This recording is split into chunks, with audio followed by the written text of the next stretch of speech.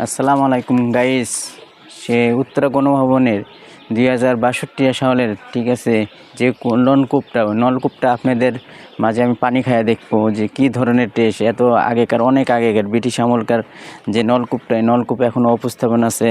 দেখি পানি, অনেক সুন্দর পানি।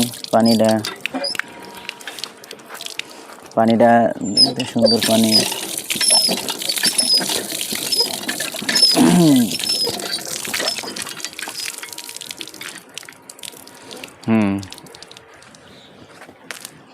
অনেক টেস্ট পানিটা, অনেক সুস্বাদু।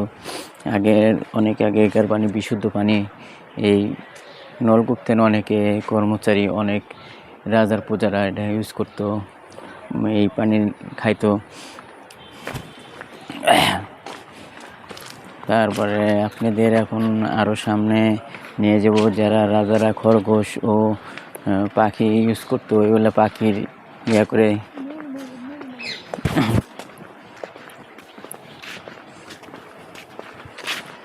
হয়নি।